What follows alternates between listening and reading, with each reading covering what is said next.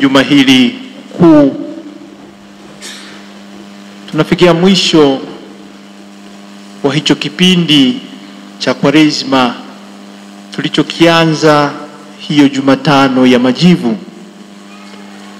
na tunazianza siku tatu kuu muhimu katika kipindi hiki cha Pasaka, zinazoanza leo kwa hii ibada ambayo tuko tunasherehekea, ibada ya karamu ya mwisho ambayo kwa kweli inaanzisha hiyo Pasaka itakayokuja kukamilika kwenye Vigilia ya Jumamosi, kwenye sherehe za ufufuko wa Bwana. Lakini kabla ya sherehe hizo za ufufuko wa Bwana,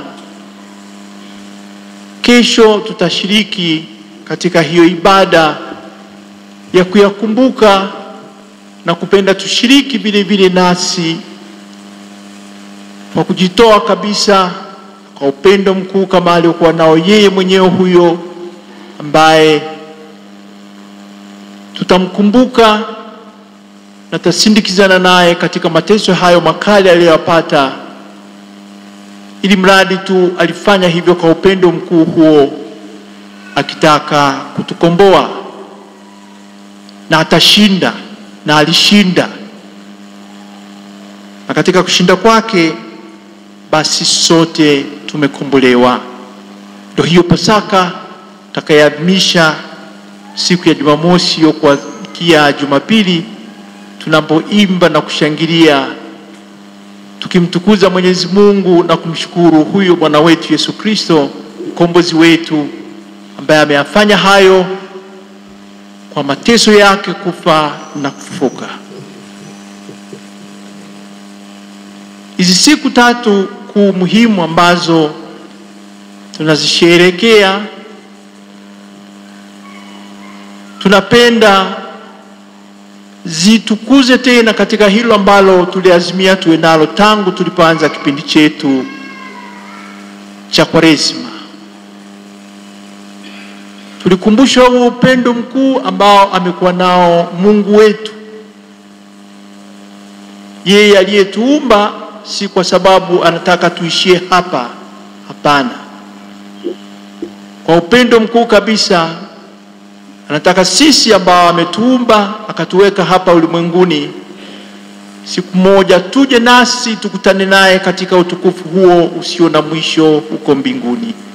Huko aliko huyo Bwana wetu Yesu Kristo tunamtafakari kwa siku hizi zote tatu, ambayo kama nilivyosema tamshangilia na tunaendelea kumshangilia kila siku, kwani yeye huyo ametuonesha wazi kwamba huo upendo wa Mungu Baba yake ambaye alimtuma hapa kwake yeye umedhihirika, kwani ni kwa upendo huo alimfufua kutoka katika wafu, na kama ameshinda hizo dhambi, amezishinda, hayo mauti ameyashinda, na huyo mwovu shetani amemshinda. Kumbe tulianza tukipenda tukue katika upendo huo ambao ametuonyesha Mungu, na sisi tunataka tumrudishie. Nashuka, lakini tunataka tumrudishie Mungu wetu huo upendo wake. Na tumekuwa tukiyafanya hayo mazoezi mengi ya kiroho, ili mradi tu tunataka tuweze kujisafisha pale ambako tumeona kwamba kuna madoa, kuna makovu, kuna hayo mabaya ambayo hatustahilishi kusimama mbele za Mungu, na tufanya tukosane, sio tuna Mungu bali tukosane hata na huyo jirani yetu. Ndugu zangu, hizi siku kuu tatu muhimu zina mambo ambayo inabidi tuyatafakari tena, na ziendelee kutusaidia kukua zaidi katika huo upendo kwake huyo Mungu wetu, tukiongozwa au tukizifuata hizo nyayo za Bwana wetu Yesu Kristo, ambaye ndiye amekuja kulikamilisha hilo la kutuunganisha sisi wanadamu ambao tulikuwa tumemkosea Mungu, akatuunganisha tena na huyo Mungu wetu. Leo tuyaone ya Alhamisi Kuu, karamu ya mwisho ambayo kwa kweli inafungua huo mlango wa kwenda kuyakamilisha hayo ambayo Bwana wetu Yesu Kristo aliyafanya. Katika maadhimisho ya karamu ya mwisho yako hayo matatu ambayo kila mwaka tunayakumbuka, na mama kanisa anapenda tuyafanyie tafakuri, ikiwa ni kutukuza, ni kutusaidia ili tuendelee kukua katika hiyo imani yetu. Na napenda kama nilivyotaka vile vile juzi tulipokuwa tunaadhimisha hiyo sherehe kwenye maadhimisho ya Krisma, pamoja na mapadri na watawa kwa wakfu wote waliokuwepo hapa na waamini waliokuwepo hapa, nilipenda niwarejeshe tena kwenye hilo ambalo maaskofu wa Tanzania walipenda mwaka huu, kwamba lituongoze kama dhamira kuu katika kipindi cha Kwaresima, tunapotaka tena kumrudia huyo Mwenyezi Mungu, tunapotaka kuimarisha huo muungano wetu na Mungu kwa upendo wa pekee, tukikumbuka kwamba inabidi tusimame imara katika imani. Sasa yale ambayo nitayazungumza leo, napenda yatupeleke tena na sisi, atusaidie tuweze kukua katika hiyo imani, na sio imani katika maneno tu au majina Ukristo wetu, bali imani zaidi katika matendo. Siku hiyo ya karamu ya Bwana wetu ambayo tunaikumbuka leo, Bwana wetu Yesu Kristo akiwa kwenye karamu hiyo na wanafunzi wake, aliyafanya mambo matatu muhimu sana ambayo kwetu tunapoyatafakari na tunapoyajua kwamba kweli ni yeye aliyafanya, na tukapenda tujiunganishe na haya aliyafanya, basi anakuza huo upendo wetu kwa huyo Mungu kupitia kwa Bwana wetu Yesu Kristo. La kwanza ni hilo la kuianzisha hiyo sakramenti ya Ekaristi takatifu, ambaye kwa kweli ni yeye mwenyewe Bwana wetu Yesu Kristo aliyependa baki nasi katika maumbo hayo ya Ekaristi. Ekaristi tunafahamu ni chimbuko kabisa na mwisho wa hiyo imani yetu na utume wetu kwa ujumla. Mababa askofu walipotuandikia huo ujumbe wao, wakisisitiza kwamba tubaki imara katika imani, hilo litawezekana kwanza tujiunganisha kwa namna ya pekee na Ekaristi hii takatifu. Tunamshukuru Mwenyezi Mungu kwa wale wote ambao mpaka sasa wamejiunganisha tayari na hii Ekaristi takatifu. Kwa namna hiyo imani yao inakuwa kwa sababu ni Kristo mwenyewe ambaye yuko anawapa hiyo nguvu ya imani, na watabaki imara wakiwa naye.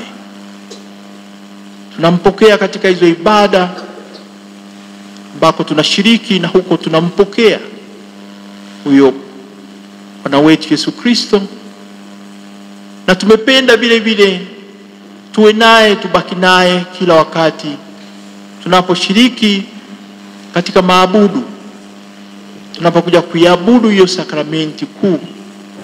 Tendo ambalo tunalifanya hapa ni utamaduni mzuri, kila Alhamisi tangu asubuhi inawekwa hapa sakramenti kuu mpaka jioni tunapokuja kuhitimisha kwa maabudu yanaendelea, na baadaye tukapata hiyo baraka kuu kutoka kwake yeye mwenyewe, huyo ambaye tunakuwa tunamshukuru na kumtukuza kwa sababu tumeshinda naye, tumekaa naye, na tunapenda tuendelee kukaa naye na tuongoze yeye mwenyewe, anatuimarisha. Maaskofu wanapoandika wanalisema hilo mmoja ambalo kuna changamoto ya watu ambao wanajitenga, wanajiondoa sasa, badala ya kubaki na ekaristi hiyo takatifu, kubaki katika kanisa hilo linalomleta huyo Kristo ambaye amebaki na sisi katika ekaristi takatifu, wanaamua kwenda nje, kuondoka. Kuna wengine ambao wamo wanabaki au wanapenda kubaki katika imani hiyo, lakini bado kuna uko kulegalega, au bado hawajaamua kabisa. Tunalisikia lililoandikwa la ndoa sugu, sijui za namna gani hizo. Lakini basi kuna hilo ambalo halitupi huo mwanya wa kuwa naye karibu. Hatujataka tumpokee kabisa, tuunganike naye kabisa, yeye huyo ambaye muungano wetu utakamilika katika hiyo ekaristi takatifu. Tunaalikwa ndugu zangu, leo tunapomshukuru yeye aliyependa kubaki nasi katika hiyo ekaristi takatifu, tufanye kila linalowezekana, tumwendee, tukae naye, tumwendee, tumpokee, na kweli atatubadilisha, na amefanya hayo maajabu kupitia uwepo wake huo katika sakramenti hiyo ekaristi takatifu. Hakuishia hapo. Kama tulivyosikia katika simulizi la karamu hii ya mwisho, Bwana wetu Yesu Kristo aliweka vile siku hii ya Alhamisi sakramenti ya upadre, akitaka kabisa kwamba yeye uwepo wake uendelee, lakini uendelezwe. Wawepo hao ambao watamfanya yeye aendelee kuwepo. Na ndio maana leo napenda niwaalike mwakumbuke na kuombea mapadre ambao wao ndio wanamshusha huyo. Ni heshima kubwa ambayo tumepewa sisi wachungaji mapadre, kumshusha huyo Kristo katika maadhimisho haya ya misa, ambako Kristo anakuja katika maumbo hayo ya mkate na divai, kuja ukaa nasi. Anayefanya hilo ni huyo padre ambaye Kristo mwenyewe aliamua aiweke hiyo sakramenti ya upadre ili iendeleze uwepo wake hapa ulimwenguni. Tunamshukuru Mungu tukisema asante. Tunawashukuru hao mapadri ambao kwa uaminifu wamependa kubaki kuifanya hiyo kazi, na tunawaombea waendelee kwa uaminifu katika kuifanya hiyo kazi. Tulisema hilo siku ya Jumanne, nisingelipenda kurudia, isipokuwa kama nilivyoomba wao kwamba wawe mfano wa pekee, ili waweze kuwavuta sasa hao wengine ambao wanataka nao waje kuwaunga mkono kuifanya hiyo kazi ya kumleta huyo Kristo na abaki hapa ulimwenguni. Napenda nanyi vile niwaombe tufanye hilo, tushiriki, hakikisha kabisa kwamba hiyo kazi inayofanywa na hao mapadre, au namba hiyo ya mapadre ambao watakuja waaminifu kuifanya hiyo kazi, wawepo na kweli waje kuifanya hiyo kazi. Lakini haitawezekana kama sisi hatutashirikiana. Nalisema hilo kwa nini? Kwa sababu nimekuwa nikizunguka kwenye parokia zetu. Mwaka huu nimepita tayari parokia 3 nikifanya ziara ya uchungaji: Makokola, Kaliua, pamoja na ya mwisho tuliomaliza juzi ilikuwa ni Sikonge. Kote huko kuna kilio hicho, wananiomba mwadhama, baba askofu mkuu, tuna shida kubwa hapa Mbadi, wanachoka. Ni kweli wanachoka, ni wachache, maana yake wanataka kusema. Na tumshukuru Mungu sasa namba inaongezeka. Ndio majibu yangu nao kuja kuambia baadaye, kwamba tukilinganisha na hiyo miaka ya nyuma iliyopita, kwa mfano mtangulizi wangu baba askofu mkuu mstaafu Ruzoka alipofika jimbo hili kuu la Tabora, namba ya mapadri aliyokuta ilikuwa kwa kweli ndogo mno. Mpaka parokia nyingi kama sio parokia kadhaa zilikuwa zimefungwa, na baadaye ndio zikaanza kufunguliwa kwa sababu walianza kuongezeka. Sasa kama Bwana wetu Yesu Kristo anataka kubaki pamoja nasi katika sakramenti hiyo ya upadre, na kama mapadri bado wanahitajika kama nyinyi wenyewe, ninapokuja huko kwenu, swala la kwanza kunipiga ni hilo: kwa nini hautupi mapadri? Nasema tawatoa wapi? Ni wazae mimi namna gani hao mapadri? Napiga swala, naambia sasa nikawazae mapadri hao, cha kwanza. alafu tuwatayarishe pamoja, mimi na nyinyi, sisi na nyinyi. Hawaji tu hivi hivi. Anasema sawa sawa baba askofu mkuu, tumekusikiliza. Msinisikilize tu. Tusali kwanza kwa nguvu, tukimuomba Mwenyezi Mungu atupatie hiyo zawadi ya mapadri, lakini tushiriki pamoja naye katika kuwaleta hao mapadri, sio tu kuwazaa, na katika kuwalea na katika kuwasaidia, sio tu pale wanapokuwa shuleni, bali hata baadaye baada ya kuwa mapadri kuendelea kuwasaidia kwa hali na mali, hata kiroho, ili waweze kukua na waweze kuifanya hiyo kazi yao vizuri, na wamfanye Kristo abaki pamoja nasi. Na mwisho kabisa, katika kuyafanya hayo yote, akaja na hilo ambalo alionyesha katika kuwaweka hao mapadri, lakini kabla hajamaliza, hawajatoka kwenye karamu yao hii ya mwisho, akaiweka hiyo amri kuu ya upendo. Upendo ambao ndio huo tunautafuta sisi, na yeye ametupenda sana huyo Kristo, na upendo wake umekuja kukamilika kama alivyotuambia Yohani katika Injili tuliyosikia sura ya 13 na hasa ule mstari wa 3. Akiwa anajua sasa naondoka kutoka ulimwengu huu kwenda kwa Baba kurudi kwake, aliwapenda hao, akawapenda upeo. Ni upendo wa hali ya juu Bwana wetu Yesu Kristo aliokuwa nao, akaja kuonesha kwa namna ya pekee, pamoja na kutaka kubaki kule, kutaka kubaki pamoja na sisi katika Ekaristi aliyoanzisha. Huo ni upendo wa hali ya juu. Akapenda tena kwamba uwepo watu wakuja kumfanya yeye abaki pamoja na hawa watu wanahitaji nguvu yake, wanahitaji upendo wake. Akaweka mapadri. Ni upendo wa hali ya juu. Bado anataka kuambia, mimi niliye mkubwa, niliye kwa wote ni mkubwa, lakini napaswa na niko mdogo. Akajishusha kama tulivyosikia kwenye simulizi hilo, akaenda kuwaosha miguu hao wanafunzi wake. Ilikuwa sio karamu tu ya kula na kuvimbiwa au ya kunywa mpaka ukaikosa njia unaporudi nyumbani. Hapana. Karamu yake ilikuwa ni karamu ya kumkomboa mwanadamu na kumuonesha namna gani anakuja kumkomboa na namna gani yeye atawajibika kuwakomboa wengine anaposhiriki katika hiyo kazi aliyompatia.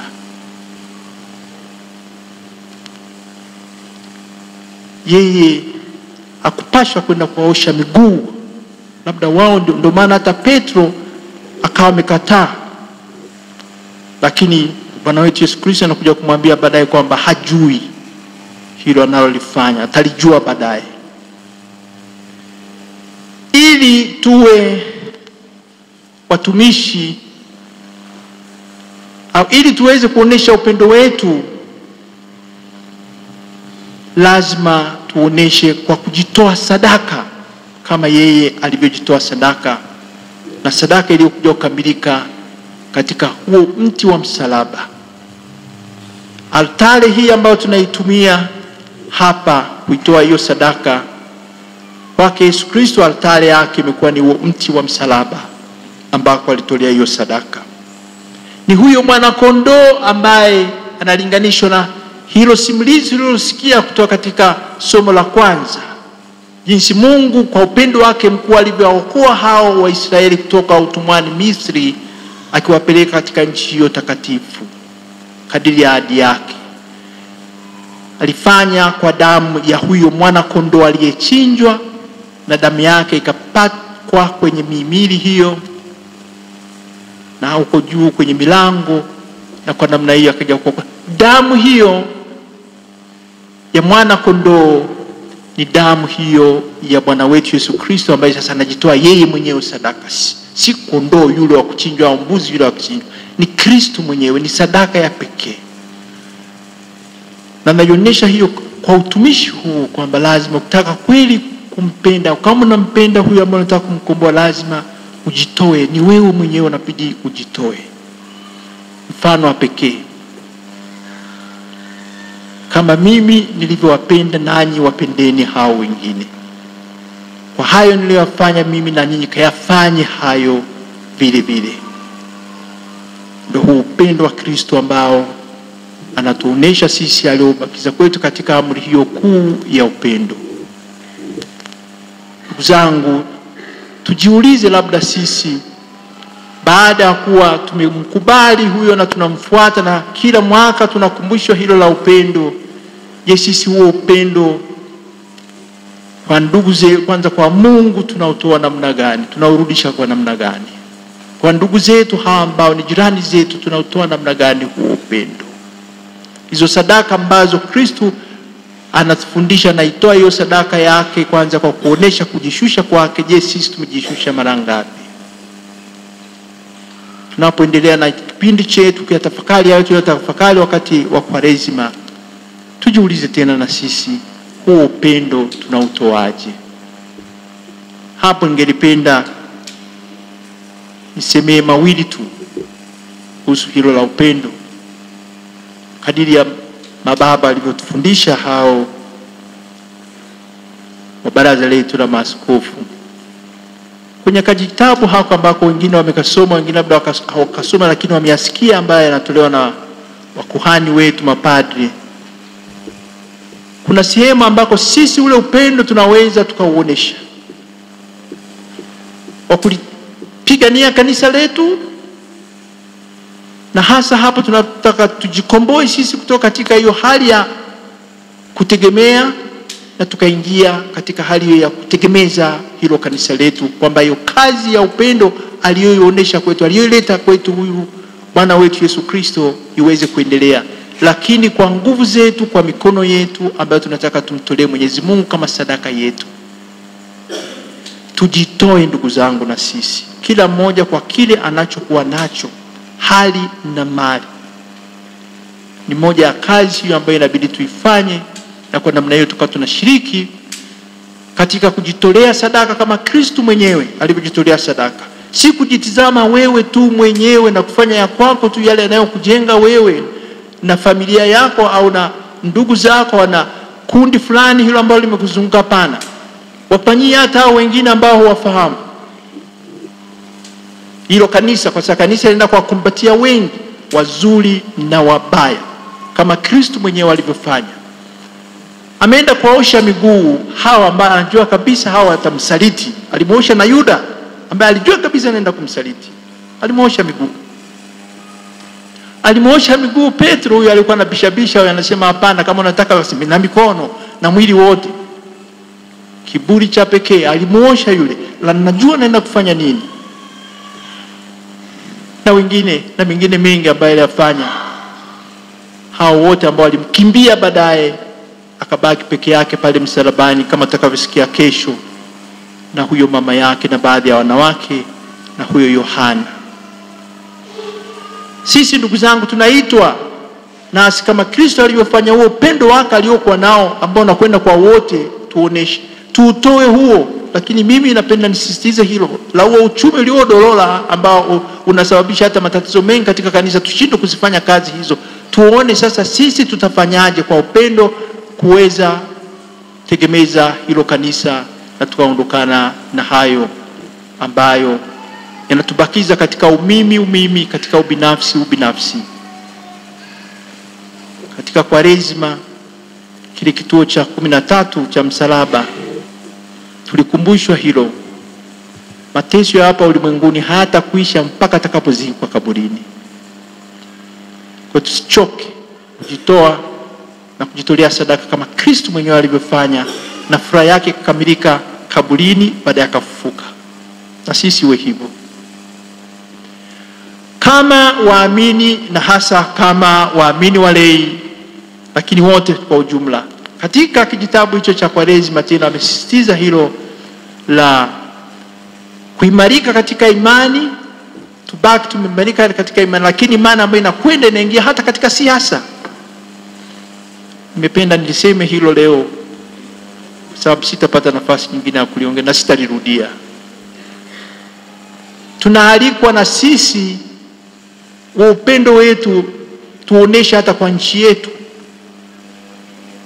Tuwe tayari kushiriki katika yale yote ambayo ni ya kujenga humu tunamoishi jamii yetu. Kwa usijitenge wewe kwa mfano na kukuza ulimwengu, mazingira yetu tukayaweka yakabaki katika hali nzuri, sio hali ya makelele kama makelele yanayotusumbua tulali au anachafua. Mimi Mkristo naomba nisifanye hilo. Ule umimi unajali vya kwako, unashindwa kujali vya mwenzako huyo anayeumia, ambaye anashindwa kulala usiku kucha, anayewatetea wanyonge. Najiuliza kwa mfano hawa kina mama wanaolala wakiwasaidia wagonjwa, au yeyote yule, hata kina baba ambao hawalali wanaosaidia wagonjwa, lakini wanasaidia katika makelele yasiyoisha.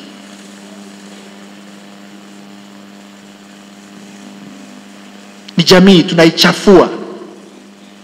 Kumbe tupambane na hayo, yaondoke haya ambayo yanachafua jamii, yanachafua mazingira yetu, na tunashindwa kuishi katika furaha, katika ambayo inabaki ni kupambana tu, kutukanana tu asubuhi na jioni.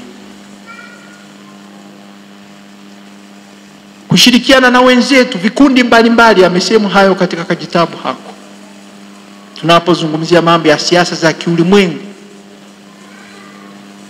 kama Kristo alivyowaendea hao wakinapita kuwarudisha, wakina mitume wengine na watu wengine wote ambao walikuwa wamekosea, akina Mathayo ambao watoza ushuru akawarudisha, nasi tuna wajibu wa kuwaendea. Hata kama ni mwanasiasa fulani huyo ambaye yeye kazi yake ni kufanya ambaye wewe huyataki, basi tafuta namna ya kukaa naye huyo, muongee naye huyo, muone namna gani. Ndio maridhiano hayo. Muone namna gani sasa mtayaweka salama hayo ambayo yanakosanisha na baadaye kutoleta amani katika nchi yetu. Lakini kila mmoja ajitambue. Hapo ndio tunasema kanisa linaingia hata kwenye siasa, hata kwenye uchumi, kila sehemu, sio siasa tu, hata kwenye uchumi, hata kwenye mambo mengine mengi. Ukaenda na imani hiyo nzuri ambayo kwa kweli mimi kwa imani yangu sitegemei kwamba nitakubaliana na mtu yule ambaye anasema mimi nawapenda tu wale ambao si vilema, lakini asiye kilema simpendi. Hapa au mimi nawapenda wale tu ambao hawapayuki, lakini yule anayepayuka hapa tunawapenda, tuwapende. Ndio imani yetu sisi, ili mradi tunawapenda ili tuwabadilishe. Sasa tuwabadilishe watoke katika ile hali yao mbaya na kurudi katika hali yao nzuri. Hapo sijafanya siasa mbaya, fanya siasa nzuri. Lakini mimi nikaenda kuwatafuta tu wale fulani na kaa nao tu hawa wengine, hapana. Hata kama ni muamini naamini, hapo niko nafanya makosa. Ndio vurugu zinaanza hapo. Sasa imani yetu itupeleke tuende yale tunayoyaona ni mazuri, tuende tukayakuze hata katika siasa, katika uchumi, kokote kule. Yale ambayo tunaona ni mabaya, tuone namna gani yale mabaya tayaondoa, hata katika uchumi, hata katika siasa, twende. Ndio upendo huo wa Kristo ambao ulikuwa haubagui. Mpaka unakuja kuwaita wale, kama tutakavyosikia kesho, wale wa dhambi, wale majizi waliokuja na baadaye mwisho kabisa akaja kupata ukombozi huo wa kualikwa kwenda kushiriki pamoja naye kwa upendo wa pekee katika utukufu wake huko mbinguni. Ndugu zangu, matatu hayo yatuongoze katika Alhamisi hii ya leo kama inavyokuwa kila Alhamisi, lakini leo nimependa tuyatizame tukijikita zaidi katika hayo mafundisho ya mababa maaskofu, na kwa manufaa yetu sisi kama waamini na kwa manufaa yetu sisi kama taifa. Na tumuombe Mwenyezi Mungu akuze upendo ambao utatuleta pamoja, utatuunganisha wote kwa pamoja, na tuende pamoja ili tuweze kulijenga kanisa letu na tuweze kuijenga nchi yetu, na kweli upendo utawale. Na kwa namna hiyo ndio tutasema kweli kwamba hawa ni Wakristo ambao hawana ubaguzi, ambao wanatafuta kujenga huo upendo kama upendo wa Kristo mwenyewe wa kufanya ulimwengu huu iwe ni sehemu nzuri ya kukalika. Tumsifu Yesu Kristo.